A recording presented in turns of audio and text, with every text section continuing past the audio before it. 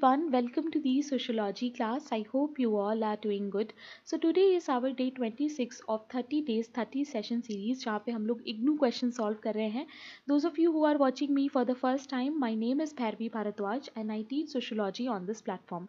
ये मेरा Telegram channel है जो आपको ज़रूर से ज्वाइन करना है क्योंकि इसका जो PDF है वो ऑलरेडी यहाँ पर अपलोड हो चुका है. बहुत सारे स्टूडेंट्स मुझसे रिक्वेस्ट कर रहे हैं, पर्सनल मैसेज कर रहे हैं कि मैम इग्नू सीरीज़ का PDF दे दीजिए.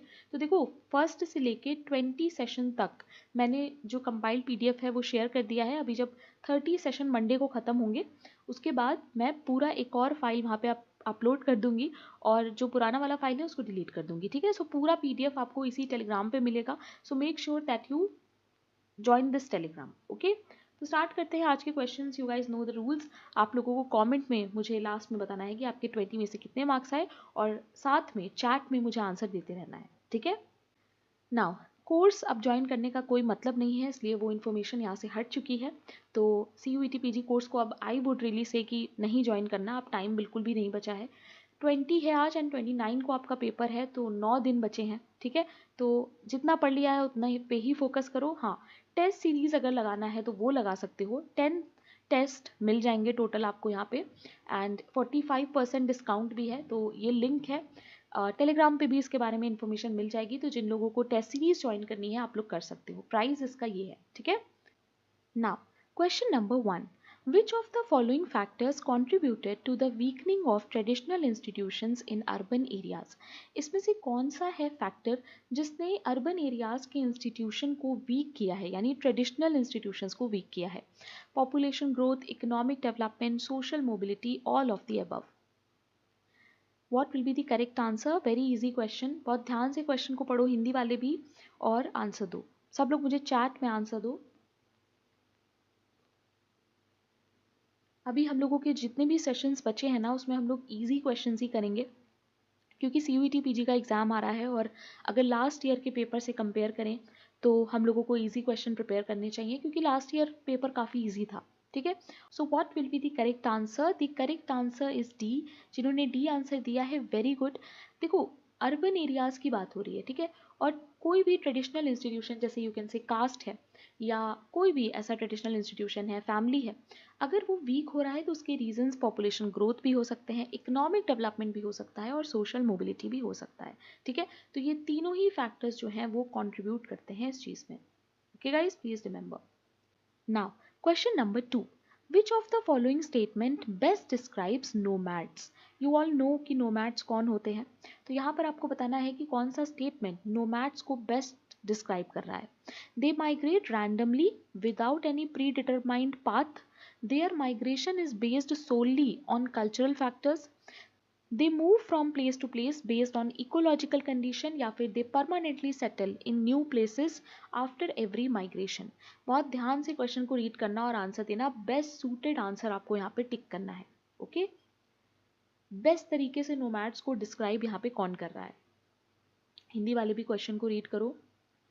नोमैड्स को हम लोग हिंदी में खाना बदोश कहते हैं. ठीक है, the correct answer, those of you who are giving C answer, very good. देखो नोमैड्स जो होते हैं वो एक प्लेस से दूसरे प्लेस पे मूव करते हैं on the basis of ecological condition, यानी वहाँ पे ग्रास कैसा है, वहाँ का वेदर कैसा है. ठीक है, इन सारे रीजंस की वजह से ये लोग मूव करते हैं. Okay, please remember. Now question number 3. According to Ambedkar, Dalithood is primarily characterized by what? A cultural preference for isolation, self-imposed marginalization, voluntary detachment from mainstream society, exploitation, suppression and marginalization. दलितहुड जो कि हम लोग पढ़ते हैं अंबेडकर के टॉपिक में भी और प्रॉब्लम ऑफ दलित में भी.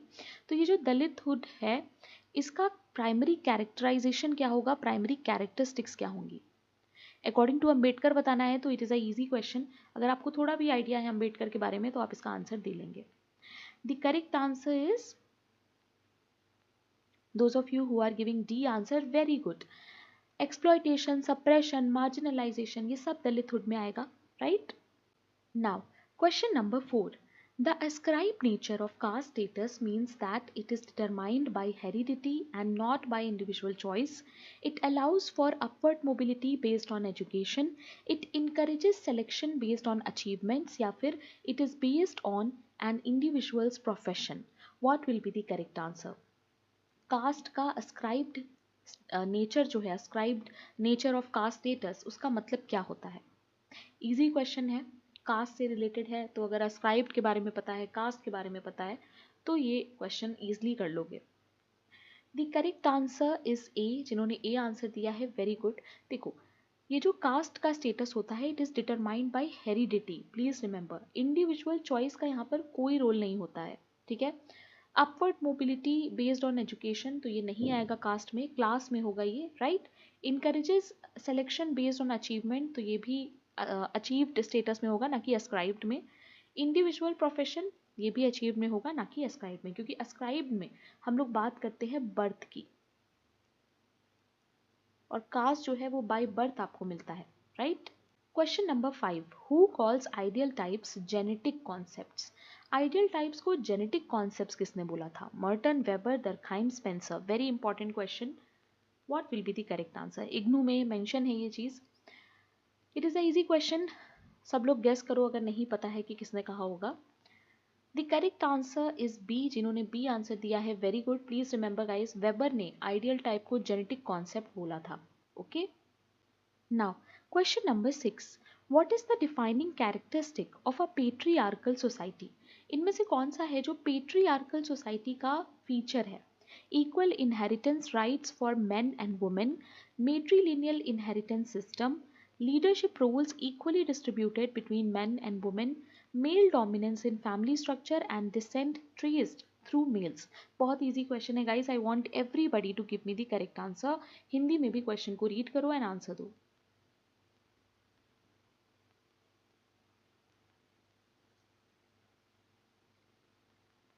The correct answer is D. जिन्होंने डी आंसर दिया है वेरी गुड. पेट्रियार्कल सोसाइटी का मतलब होता है फैमिली स्ट्रक्चर में मेल डोमिनेंस का होना, और जो हम अपने डिसेंट को देखते हैं वो भी हम लोग मेल से देखते हैं. ठीक है.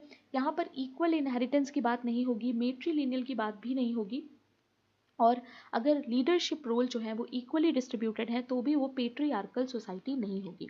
ओके. Now question number 7. दो स्टेटमेंट्स दिए हैं, आपको बताना है कौन सा स्टेटमेंट सही है, कौन सा स्टेटमेंट गलत है. अच्छा, यहाँ पर मुझसे एक मिस्टेक हो गई है गाइस. मैंने इसको हिंदी में ट्रांसलेट नहीं किया है, so I am very sorry for that. I think जल्दी जल्दी में मुझसे ऐसा हो गया है, बट कोई बात नहीं. इंग्लिश में रीड करो एंड समझने की कोशिश करो. ठीक है. मैं थोड़ा सा एक्सप्लेन भी कर दूंगी. पहला स्टेटमेंट है, analysis of the collected data is crucial step of research. It is during this process that raw data, which is just a set of numbers or statements, is converted into meaningful inferences. लिखा है कि analysis of collected data is crucial step, यानी data को जो हम analyse करते हैं ना वो बहुत इंपॉर्टेंट स्टेप होता है. इसी स्टेज में हम लोग रॉ डेटा को एक मीनिंगफुल डेटा में कन्वर्ट करते हैं. ठीक है.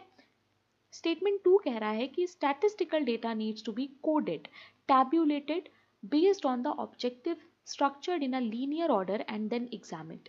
Examination of data would reveal information with which we can test our hypothesis. कह रहा है कि statistical data जो होता है ना उसके लिए हमें उसको कोड करना पड़ता है, tabulate करना पड़ता है, यानी टेबल में अरेंज करना पड़ता है, उसको किसी तरह से हमें स्ट्रक्चर्ड बनाना पड़ता है, तभी हम उसको एग्जामिन कर पाते हैं. तो बताओ दोनों स्टेटमेंट सही है, कौन सा स्टेटमेंट सही है कौन सा नहीं? आंसर दो सब लोग चैट में. The correct answer is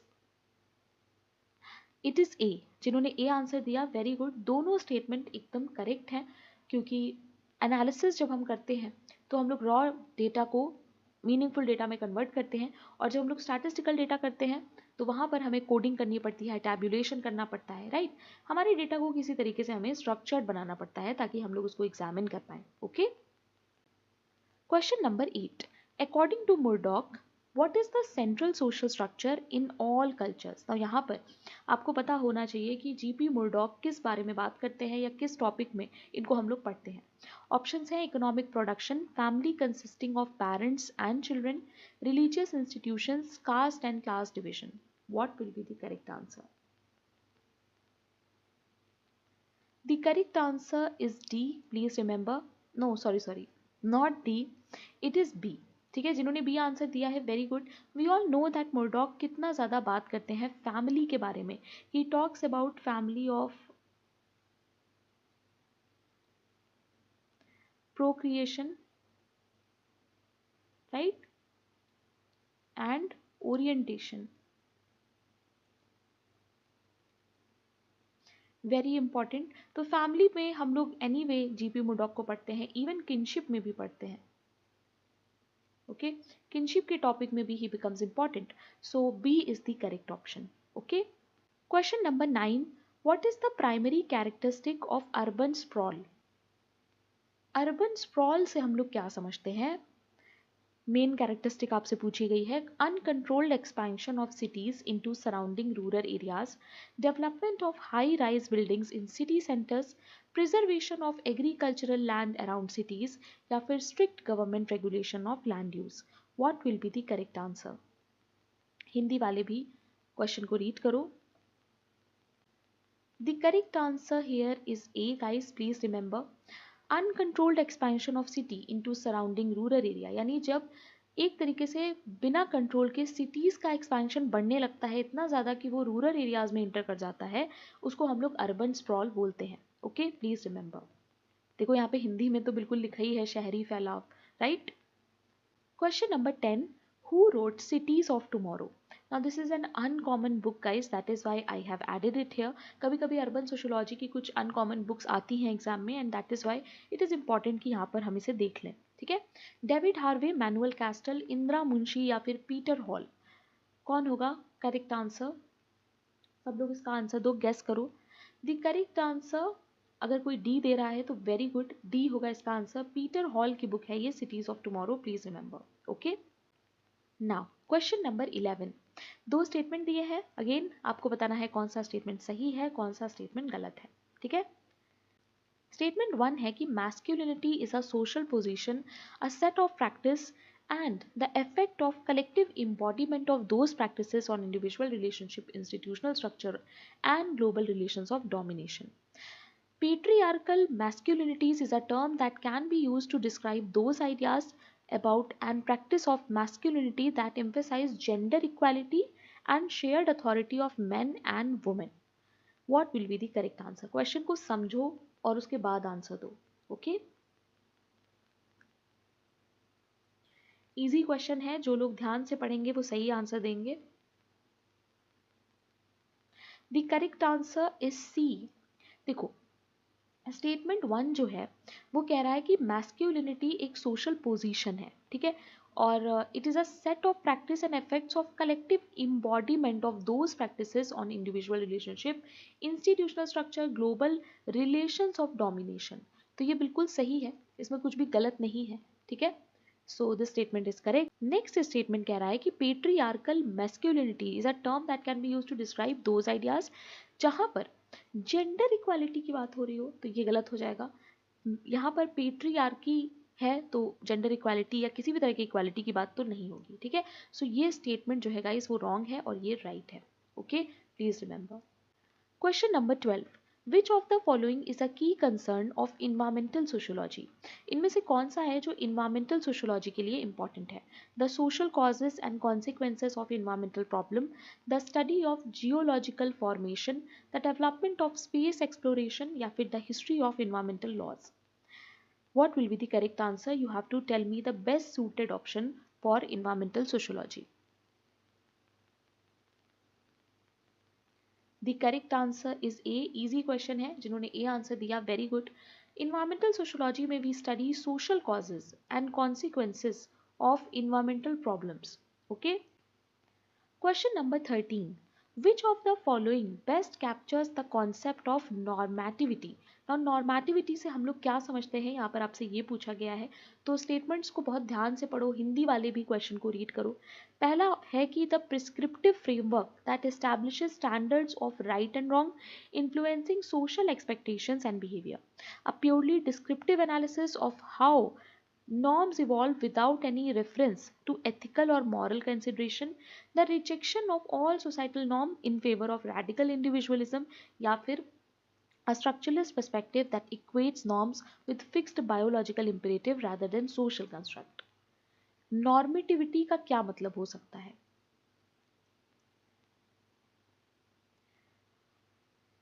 What will be the correct answer? The correct answer is A guys. जिन्होंने A आंसर दिया है, वेरी गुड. देखो, नॉर्मेटिविटी का मतलब क्या है? जाहिर सी बात है, normativity is related to your norms. ठीक है, और नॉर्म्स क्या होते हैं? Expectations and behaviours, right. So बाकी के ऑप्शंस जो हैं वो गलत हो जाएंगे. इंडिविजुअलिज्म की बात यहाँ पे कहाँ से आ जाएगी? एथिकल और मॉरल कंसिडरेशंस अगर नहीं है तो भी ये गलत हो जाएगा. ठीक है, और लास्ट पे है कि नॉर्म्स को इक्वेट कर देते हैं बायोलॉजी के साथ, तो ये भी गलत हो जाएगा क्योंकि norms are related to your social thing, not your biology, right? So A is the correct option. Question number 14. Which statement best defines ethnographic fieldwork in sociology? Ethnographic fieldwork से हम क्या समझते हैं? यहाँ पे क्वेश्चन ये है, limited to studying small isolated communities, only involves participant observation, applied to diverse setting requiring prolonged immersion, avoids urban settings due to authenticity concerns. What will be the correct answer? Ethnographic field work से हम क्या समझते हैं? The correct answer is C guys. Please remember, जिन्होंने C answer दिया है, very good. It is applied to diverse setting requiring prolonged immersion. यानी जिस भी सोसाइटी की आप स्टडी करोगे आप उसमें एकदम घुल जाओगे. ठीक है, जिसके लिए लंबे समय तक तल्लीनता की आवश्यकता होती है. तल्लीनता मतलब कि किसी चीज़ में आपको मिक्स होना पड़ेगा, एकदम ऑब्जर्व करना पड़ेगा इन डेप्थ, तभी जाके आप फील्ड वर्क कर पाओगे. Okay, now question number 15. Again दो स्टेटमेंट्स दिए हैं, आपको बताना है कौन सा स्टेटमेंट सही है, कौन सा स्टेटमेंट गलत है. Now guys, please tell me in the comment section कि क्या आप लोगों को ये जो स्टेटमेंट वाले क्वेश्चंस हैं ये चैलेंजिंग लगते हैं. अगर ऐसा है तो मैं ये कर सकती हूँ कि नेक्स्ट जो सेशंस है ना, इग्नू के बचे हुए हैं 4 सेशंस, उसमें मैं ये स्टेटमेंट वाले क्वेश्चन ज़्यादा रखूँ. ठीक है, ताकि आप लोगों की प्रैक्टिस हो सके. और इग्नू से ही हो गए सारे सेंटेंस, तो एक बार मुझे कमेंट में ये चीज़ ज़रूर बताना. ठीक है ना. स्टेटमेंट 1 है कि value is used by Durkheim to convey a situation in which individual does not feel integrated in society. Statement 2 है norm is a specific guide to action. It defines what is appropriate and acceptable behavior in specific situation. What will be the correct answer? Easy question है. So क्या होगा correct answer? Now the correct answer is D guys. Please remember statement 1 is incorrect. ठीक है, यहाँ पे थोड़ी सी गड़बड़ है, इनकरेक्ट होगा. ठीक है, स्टेटमेंट 1 देखो हिंदी में सही लिखा है, कथन 1 गलत है और लेकिन कथन 2 सही है. वैल्यू के बारे में एमाइल दरखाइम तो ऐसी कोई बात नहीं करते हैं. ठीक है, स्टेटमेंट 2 सही है क्योंकि नॉर्म्स जो हैं वो स्पेसिफिक गाइडलाइंस होते हैं. Okay, now question number 16. Which of the following best describes the ancient mode of production? इसमें से कौन सा है जो बेस्ट डिस्क्राइब करता है एंशियंट मोड ऑफ प्रोडक्शन को? A system where workers own the means of production and share resources equally. A production system similar to capitalism but with restricted trade and private ownership. A form of production where slaves have reproductive rights and contribution to population growth. या फिर a mode of production based on slavery where masters own slaves and control their labor output. What will be the correct answer? The correct answer is D guys. Please remember ancient mode of production का मतलब है based on slavery. Okay, जहाँ पर masters जो हैं वो slaves को own करते हैं और कंट्रोल करते हैं लेबर आउटपुट को. Okay, so D is the correct option. Question number 17. A stereotype can be best described as what? Stereotype क्या होता है गाइस? कई बार CUT PG में आ चुका है stereotype and prejudice, discrimination. A form of discrimination based on wealth is a stereotype, a fixed and generalized image or belief about a group, a legal classification of social group या फिर a historical record of cultural practice. What will be the correct answer? Stereotype क्या होता है? The correct answer is B guys. Please remember, and जिन्होंने B answer दिया है very good. Hindi में देखो क्या लिखा है, किसी समूह के बारे में एक निश्चित छवि या विश्वास, किसी चीज के बारे में अगर आप एक इमेज क्रिएट कर लेते हो पहले से, that is your stereotype. Okay, question number 18. What is the primary focus of the human ecology model? Human ecology model जो हम लोग पढ़ते हैं एनवायरनमेंट में, उसका प्राइमरी फोकस क्या होता है, the role of religion in shaping society. तो मैं क्या बोलूँ, स्टेटमेंट पहला पढ़ के ही तुम लोग समझ गए होगे कि सही है कि गलत है। The interrelations and interdependence of individuals and communities, economic competition between different social classes, या फिर psychological motivations of individual. Very easy question, the correct answer is B. ना यहाँ पर रिलीजन की बात नहीं आएगी, ह्यूमन इकोलॉजी की बात हो रही है, तो जाहिर सी बात है इन्वायरमेंट रिलेटेड है। इकोनॉमिक कंपटीशन की भी बात नहीं आएगी और ना ही किसी साइकोलॉजिकल चीज़ की बात आएगी, राइट। प्लीज़ थोड़ा सा एग्जाम में गाइज लॉजिक लगाना, इस तरह के क्वेश्चंस अगर आते हैं तो देखना क्या हो सकता है आंसर, ठीक है, और उसी हिसाब से टिक करना। Okay, question number 19, how does N ascribed status differ from an achieved status? Ascribed status is based on birth, whereas achieved status is based on merit. Ascribed status can be changed with efforts, whereas achieved status is permanent. Ascribed status is gained through education, while achieved status is inherited. Ascribed status is chosen voluntarily, whereas achieved status is imposed by society. What will be the correct option? बहुत ध्यान से question को पढ़ो और answer दो। सब लोग chat में आंसर दो, हिंदी वाले भी। क्या होगा answer? The correct answer is a. Easy question है, जिन लोगों को ascribed स्टेटस, अचीव्ड स्टेटस ये सब पता है उनके लिए ये बहुत ईजी है, और मैंने इस चैनल पे ही कई बार ये चीज़ पढ़ाई है, ठीक है। So please remember. Now, question number 20 and the last question of today's class. Who established the Sociological Bulletin Journal at Bombay University? M.N. Srinivas, A.R. Desai, G.S. Ghure, Patrick Geddes. What will be the correct answer? So, Sociological Bulletin जो है Bombay university में, वो किसने establish किया था? The correct answer is G.S. Ghure. We all know G.S. Ghure is a very important thinker, right. और ये जितने भी थिंकर्स यहाँ पे लिखे हैं ना, ये सारे ही एग्जाम्स के लिए इंपॉर्टेंट है। M.N. Srinivas, A.R. Desai, G.S. घूरे, पेट्रिक गिडिस, ये आपको पढ़ने ही है। A.R. देसाई को फिर भी CUET PG वाले स्किप कर सकते हैं, बट बाकी जो बेसिक थिंकर्स हैं वो तो आपको पता होने ही चाहिए। Okay, so that's it for today guys. I hope you like today's question. Don't forget to subscribe if you are a sociology student. Now CUET PG का एग्जाम 29th को है, अब टाइम बिल्कुल नहीं है सोशोलॉजी स्टूडेंट्स के लिए, and social work के लिए तो एक ही दिन बचा है। तो आई वुड रियली सजेस्ट कि एटलीस्ट PYQs का थोड़ा एनालिसिस करो। मैं भी एक कंटेंट प्रिपेयर कर रही हूँ, मोस्ट प्रॉबेबली कल मॉर्निंग में मैं वो सेशन लाने की कोशिश करूँगी। मैं प्रॉमिस देखो नहीं कर सकती, but I will try my best कि मैं थोड़ा सा एक क्लास एटलीस्ट मेगा क्लास या मैराथन जैसी क्लास करवा दूँ तुम लोगों के लिए। एंड इसके बाद हम लोग सोशोलॉजी के लिए फुल फ्लेज्डली पढ़ेंगे, यानी यूनिट वाइज MCQ वगैरह होंगे। एंड जितना भी मैंने पढ़ाया है, जितनी चीज़ें आपको ऑलरेडी पढ़ चुके हो तुम लोग, तो प्लीज़ उसको रिवाइज करो, अभी कुछ नया पढ़ने के चक्कर में मत पढ़ो। MCQs बहुत लगाओ, वो बहुत इंपॉर्टेंट है, ठीक है। लास्ट वीक में ना सिर्फ MCQ लगाना चाहिए, और उसके बेसिस पे जो एक्स्ट्रा इन्फॉर्मेशन हो रही है वो लेते रहो, बाकी रिविजन को बहुत ज़्यादा करो। Okay, now those of you जिनको इस सीरीज़ का PDF चाहिए, तो उसके लिए ये टेलीग्राम प्लीज़ ज़रूर से ज्वाइन कर लेना। और ये मेरा पर्सनल टेलीग्राम है, तो अगर कोई डाउट है, कोई पेपर है जो तुम चाहते हो मैं सॉल्व करूँ, मुझे यहाँ पर भेज सकते हो। Okay, now this is the app जो आप लोगों को डाउनलोड करनी है। सोशोलॉजी ऐप एंड्रॉयड पे भी है, एप्पल डिवाइस पे भी है, ईजिली डाउनलोड कर सकते हो। इस पर अभी कुछ दिन पहले ऑल इंडिया मॉक टेस्ट हुआ था, जो अभी भी इसमें शो हो रहा है ऐप पे। तो अगर तुम्हें देना है, नहीं दिया है टेस्ट, तो दे सकते हो जाके, ठीक है। तो चलो कल मिलते हैं। Bye bye guys, I am very tired but I am going to sleep just now, so bye bye and good night.